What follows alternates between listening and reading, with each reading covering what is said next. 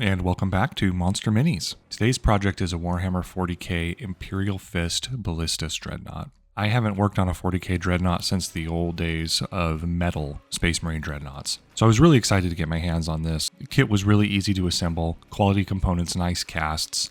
I really appreciate when a kit doesn't go out of its way to make itself more difficult. I really like using Tamiya's extra thin cement to not only assemble the model, but to help clean up all of the sprue leftovers. So I didn't want to just paint an Imperial Fist Dreadnought, I wanted to take it to the next level.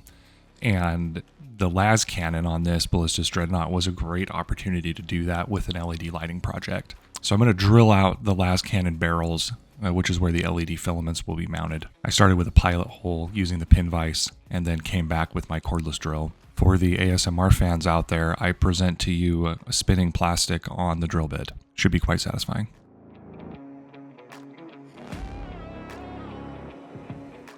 I needed a way to get the power from the Lascannon down to the base, which is where the battery would be. Unfortunately, the legs aren't terribly hollow, and I wasn't confident running the wiring down the legs through the hips, so I just came out of the back of the chassis here. I'm going to be using BN Tech Go's 30 gauge wire. I had to run the wires off camera because it required some pretty delicate work, but here's the final wiring path down the leg. Last piece of wire management was to drill a hole in the mount point where the Lascannon mounts to the shoulder. I have no idea why I felt like I needed this big of a drill bit to do this job, because as you can see, I completely blow out the mount as the drill bit makes its way down. So that had to be repaired so that it could fit into the chassis. So I glued that back together and then cleaned up the hole with my knife. Luckily, my plan was to go ahead and glue this in place after assembly anyway, because I didn't want it moving around with the wires in it. So it didn't really matter that I'd broken it. I was definitely sweating when the moment of truth came to install it in the chassis and see if my repair job would hold up to the install.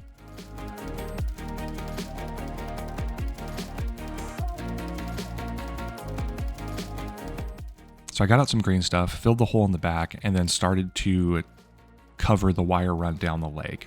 And as I was working on this, I thought to myself, you know, these Space Marine Dreadnoughts have lots of livery and purity seals and cloth components. It's a big part of just the Space Marine look.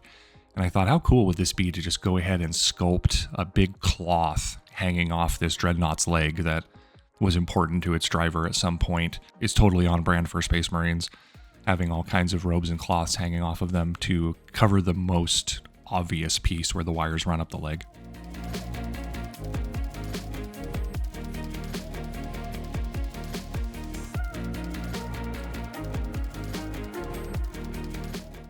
And just like that, we have a tattered cloth that's seen many battles on this Dreadnought's leg. I'm going to be using Ammo's one-shot brown oxide primer. Because this is going to be an Imperial Fist color scheme, I wanted to start with something that was a little bit warmer as a base coat for the yellow.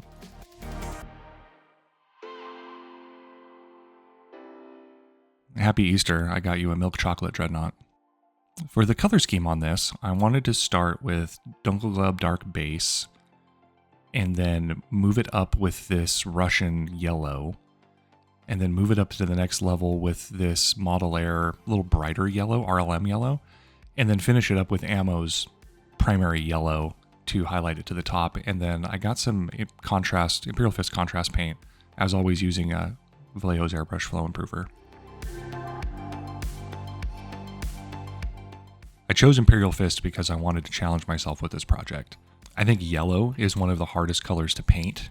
The Dreadnought really starts out as a mustard color, which is the least Imperial Fist color I think I've ever seen. What I didn't know at this time was that Imperial Fist color schemes are not dark yellow to light yellow, as you will see as this progresses, that it's more of an orange.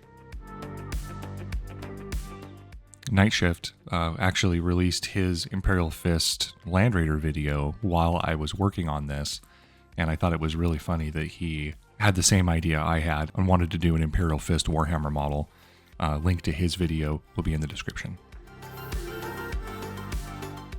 Now that I've got the Dreadnought more into the orange range, it's still too yellow. I start highlighting the panels with brighter yellows to try to bring in those highlights and that contrast on the panel.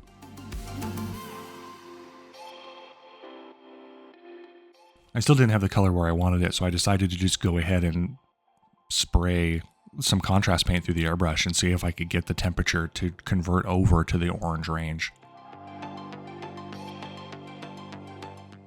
At this point, I started to realize that it needed to go from orange to yellow and not from dark yellow to yellow as far as highlighting is concerned. At this point, I really liked the movement in color temperature that I was getting by using the Imperial Fist contrast paint. So I cleaned the pot out of the airbrush and went ahead and just sprayed straight Imperial Fist contrast paint over it to try to continue to bring that orange into the color scheme. Once I finished with the airbrushing, I hit it with a coat of Ammo's Gloss Lucky Varnish to give the airbrush work a protective layer for the next set of steps. I was painting in some of the details around the metal components, and I realized that these would be so much easier to paint with the airbrush, so I got out Ammo's masking putty and proceeded to mask the armor plates that I'd already painted with the airbrush so that I could come back in and hit the metal components with black. This will be the base coat for the gunmetal effect. The eagle-eyed among you will notice that I did already paint some of these details, and I'm going to be painting over them with the black. This was certainly not my intention when I started that I was going to do this, but as I got into painting all the details, I realized how many of them there actually were, and that doing this with the airbrush would just give such a cleaner look.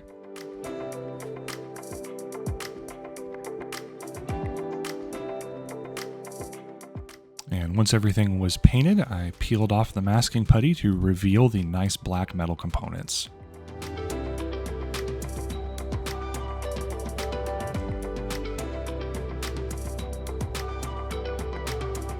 I'm going to be using Ammo's Metal Acrylic Copper, and this copper color should provide a nice complementary contrast with some of these details on these raised armor plates.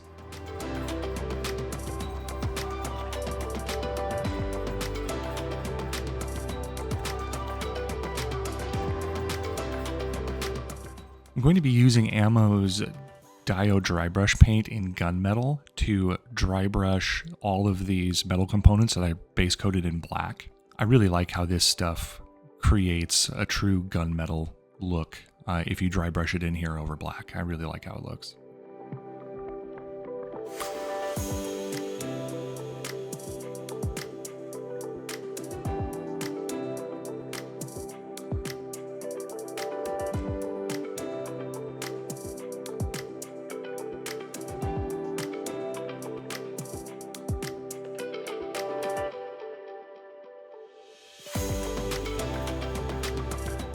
Going to be using Ammo's Metallic Red to paint the tips of the missiles on the missile launcher.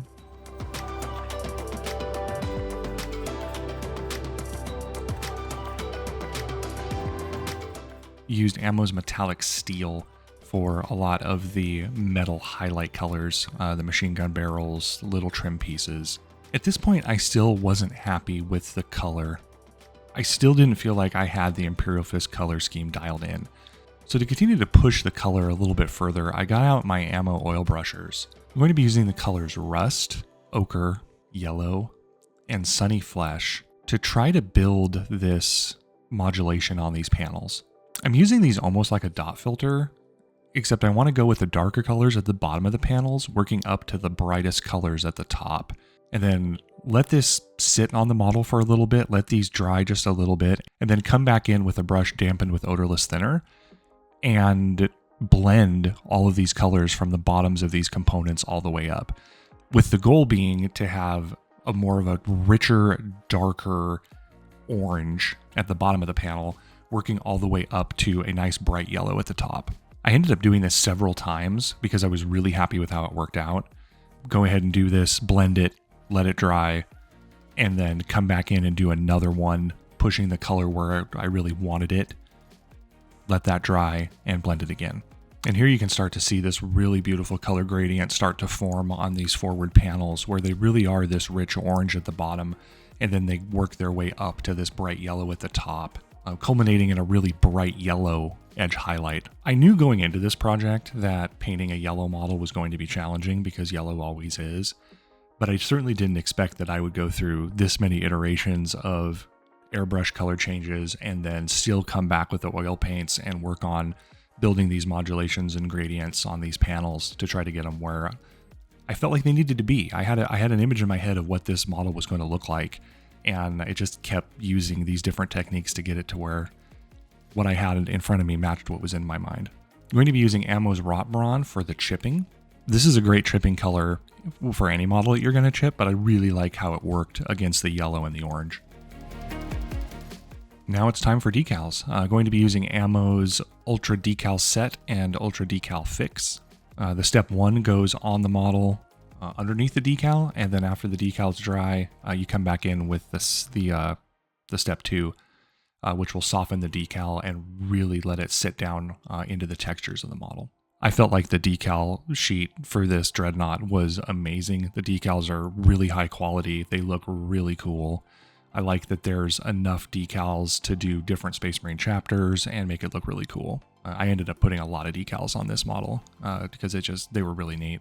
I was really looking forward to the weathering on this Dreadnought because I was going to be doing a lot of rust effects that I thought were going to look really cool against the orange and the yellow. Normally, weathering rust effects end up being a nice contrast against a camouflage scheme, but in this instance, they were going to be a complementary color. I felt like they could really add to the gradients and the modulation because these rust colors are just going to be deeper oranges, and I thought it would look really cool. I'm going to be using a combination of Ammo's Trax Wash, Streaking Rust Effects, and Light Rust Wash, along with the odorless thinner to blend all of this. I end up just putting these 3 colors in an aluminum well and then putting them in different places to just change the modulation, keeping the darker Trax Wash kind of at the bottom and then doing the lighter rust colors towards the top. And then using a brush moistened with the thinner to go ahead and blend all of these areas. I like to put the rust on the chips and then blend it out. So with the rust work complete, it was time to come in here and hit it with an enamel wash. I'm going to be using Ammo's Brown Wash for German Dark Yellow. And then once again using a brush moistened with thinner to come back in and clean any of that dark wash away from areas where I didn't want it. For the optics and lights on this model that weren't going to be LEDs, I'm going to use Citadel's technical range. I'm going to be using Spirit Stone Red. This is an amazing color when placed over a silver or a gold. It really gives an amazing lens effect.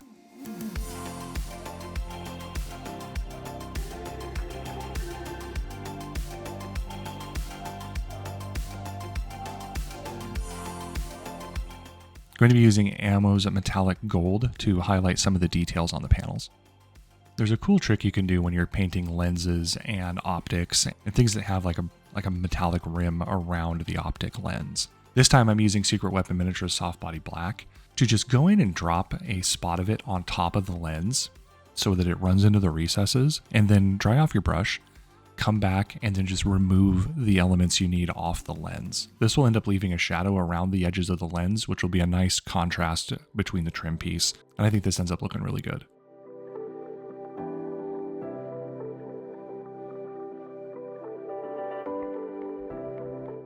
For the power supply, I used a 3-volt coin battery holder with an integrated switch. This was hot glued to the base in front of the Dreadnought.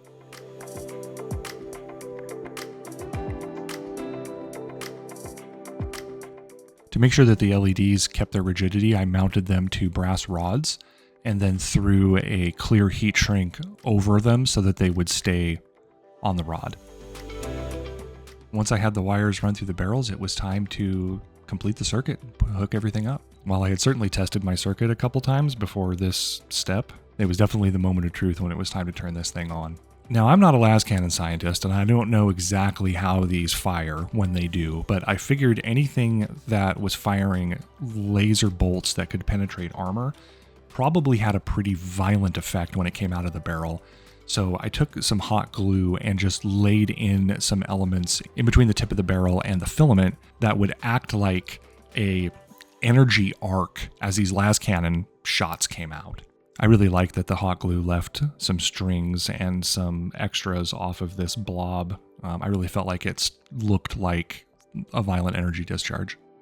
I needed a way to hide the coin battery holder on the base, so I decided to carve a rock out of this 30mm polystyrene. I gave it a generous coat of Mod Podge matte to seal it and get it ready for paint. For the groundwork, I'm going to be using Ammo's acrylic mud for dioramas. I had a bunch to cover on this base between the wiring and the battery holder, plus the Dreadnought came with its own elevated rock that it was standing on. So I just got out my knife and spread this around. I wasn't really relying on the color of the mud, to be honest. I just wanted it for the texture. Grabbed my yellow and painted up this energy discharge coming out of the Lascannon. I ended up hitting it with a final coat of Imperial Fist contrast paint off camera, which I felt like really tied it in. I used Ammo's one-shot black primer to prime the rock. Years ago, I made a cobblestone road for a diorama out of air drying clay. While I like that diorama, I feel like the enduring legacy of that project is that I have all of these leftover bricks that have been incorporated into countless bases and other dioramas that I've made throughout the years. Every time I get this out and use these pieces, I think about that build, I think about that project. It's like your bits box grows with every project you do, and this one is special to me in that there were bits that I created. I really liked that this Dreadnought was stepping on a smashed sewer pipe, and I wanted to lean into that with the rest of the groundwork. I'm going to be using Ammo sand and gravel glue along with some isopropyl alcohol to seal all of this groundwork. And I used a series of grays to dry brush the rock as well as the groundwork and unify the colors.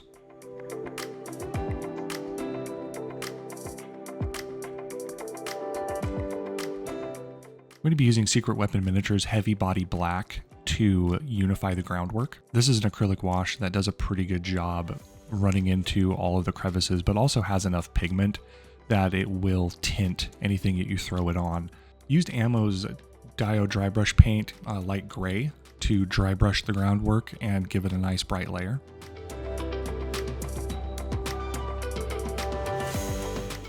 I wanted to give the groundwork some warmth, so I got out Ammo's burnt cinnamon, wrought brawn, burnt brown red, and red earth, and got these all out on my wet palette, and then started to just pick out individual rocks and stones to give it some warmer color temperature and to just give it a little bit more variety.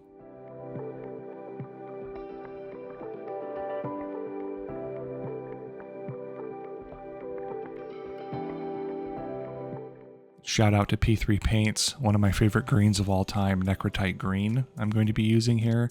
Steamforged Games is actually relaunching the P3 paint line, and if you're watching this when it comes out, you can still get in on the Kickstarter. Alright, now that the groundwork's base colors are in, I'm going to hit it one last time with an Enamel Dark Wash.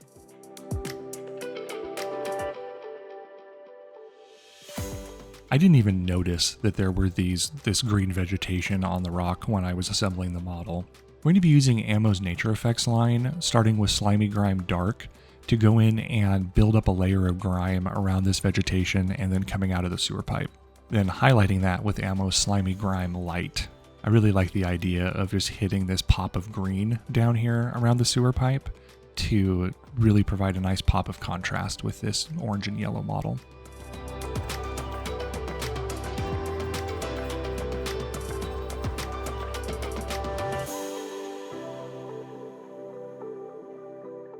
I'm going to be using the Ammo Pigment Factory Dirt Brown and their pigment fixer to put a dirt trail across the base. I felt like the only thing the base was missing was some actual earth texture. It seemed like a bunch of rock and rubble, and so a little bit of dirt near this sewer pipe seemed like it would make sense. Last step was to hit the perimeter of the base with Ammo Satin Black, and here is the finished model.